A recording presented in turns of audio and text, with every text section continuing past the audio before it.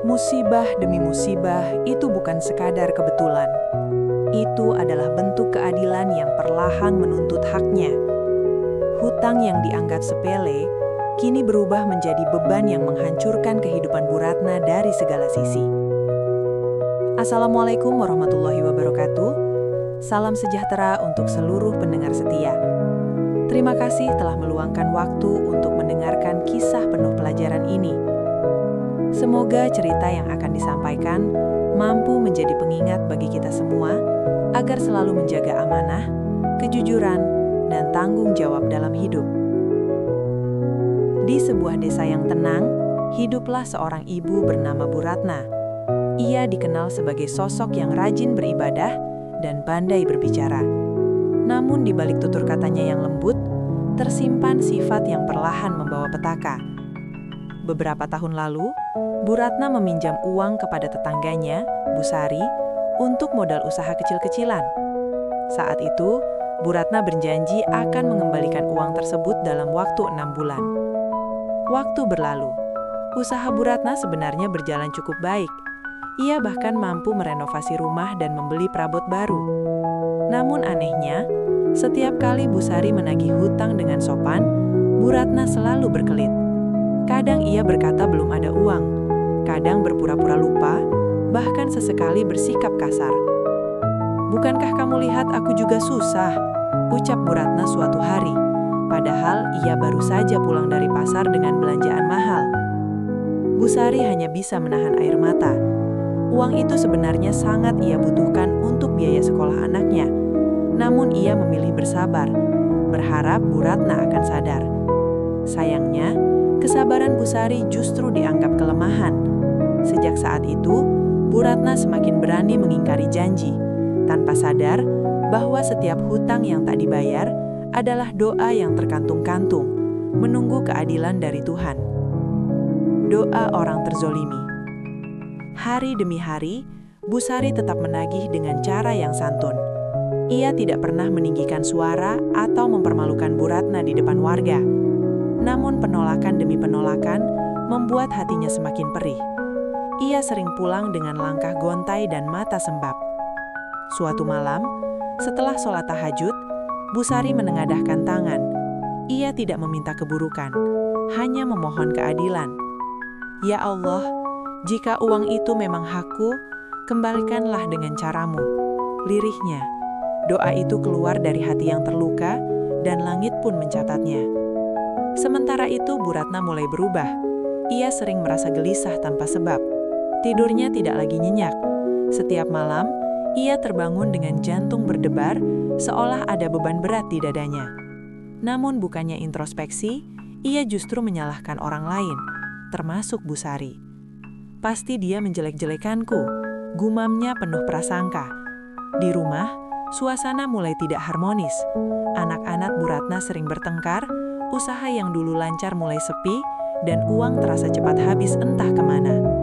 Meski demikian, Bu Ratna tetap keras kepala. Ia masih merasa benar dan menganggap hutang itu bukan urusan besar. Ia lupa satu hal penting. Hutang bukan sekadar urusan manusia, tetapi juga urusan dengan Tuhan. Setiap janji yang diingkari, setiap hak orang lain yang ditahan, akan menjadi beban yang kelak harus dipertanggungjawabkan.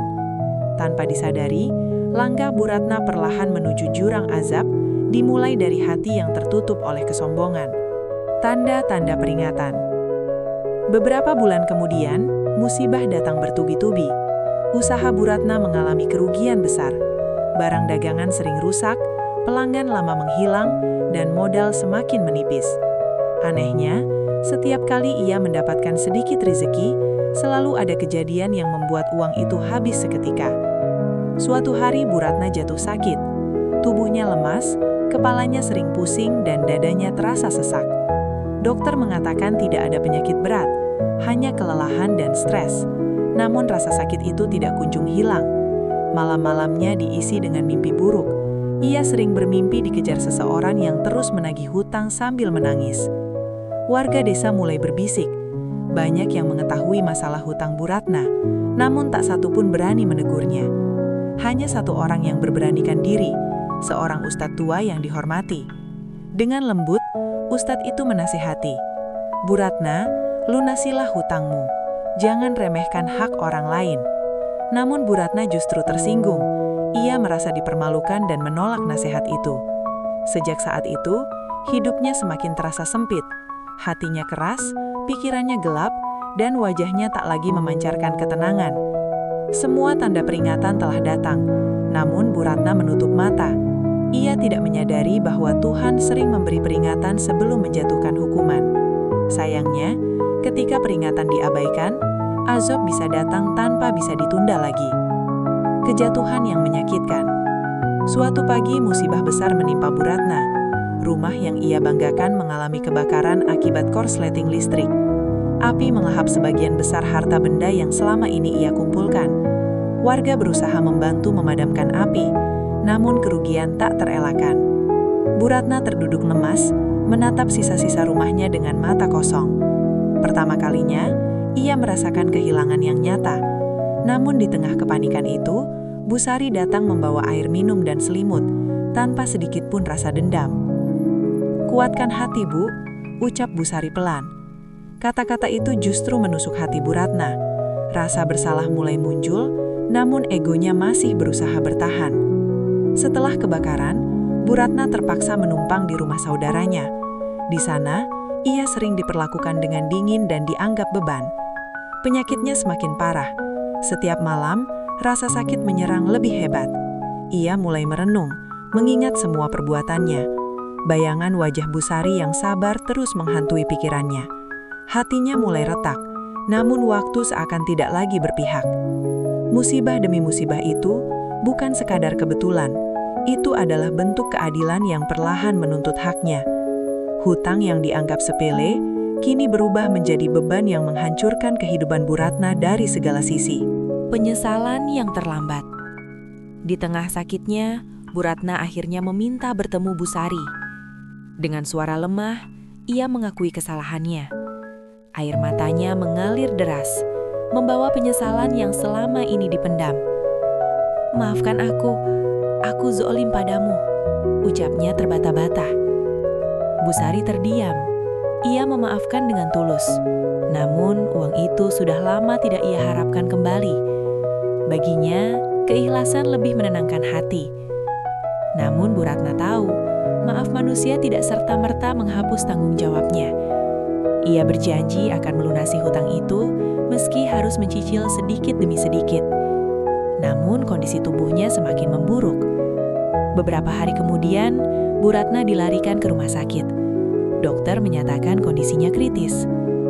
Di ranjang rumah sakit, Bu Ratna sering berhalusinasi.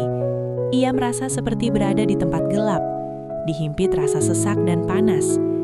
Dalam bisikan hatinya, ia sadar bahwa semua ini adalah akibat dari perbuatannya sendiri. Penyesalan memang datang, namun sayangnya ia datang ketika tenaga dan waktu hampir habis. Inilah pelajaran pahit bahwa menunda kebaikan dan keadilan hanya akan memperberat hukuman. Azab di ujung sakit. Pada suatu malam yang sunyi, Bu Ratna mengerang kesakitan. Nafasnya tersengal, keringat dingin membasahi tubuhnya. Ia terus menyebut-nyebut hutang dan nama Bu Sari, seolah ada sesuatu yang menahannya. Keluarga yang berjaga hanya bisa menangis. Saat azan subuh berkumandang, Bu Ratna menghembuskan nafas terakhirnya. Kepergiannya menyisakan duka dan pelajaran mendalam bagi warga desa. Namun, kisahnya tidak berhenti di situ. Beberapa orang yang memandikan jenazahnya mengaku mencium bau tidak sedap yang menyengat, meski tubuhnya telah dibersihkan. Wajahnya tampak tegang, seakan menanggung beban berat. Warga mulai menyadari, azab bukan selalu berupa petir atau bencana besar. Terkadang, azab datang dalam bentuk kesempitan hidup, sakit yang panjang, dan akhir yang penuh penyesalan. Pelajaran bagi warga desa. Setelah kepergian Bu Ratna, warga desa banyak merenung. Kisah hidupnya menjadi pengingat nyata bahwa hutang adalah amanah. Banyak orang mulai berlomba melunasi hutang, meminta maaf, dan memperbaiki hubungan. Bu Sari pun merasa lega. Meski uangnya tak kembali sepenuhnya, hatinya tenang karena telah memaafkan. Ia percaya Tuhan Maha Adil dan Maha Mengetahui. Ustadz desa sering menyampaikan kisah ini dalam pengajian, bukan untuk membuka aib, tetapi sebagai pelajaran, bahwa menahan hak orang lain adalah bentuk kezoliman, dan kezoliman tak akan pernah berakhir baik. Kisah Bu Ratna mengajarkan kita bahwa hutang bukan perkara kecil. Sekecil apapun jumlahnya, selama itu hak orang lain, maka wajib ditunaikan. Jangan menunggu azab datang baru menyadari kesalahan.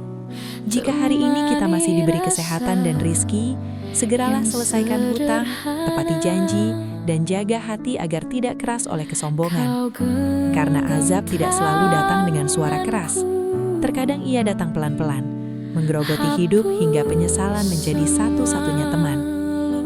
Semoga kisah ini menjadi cermin bagi kita semua. Aku temu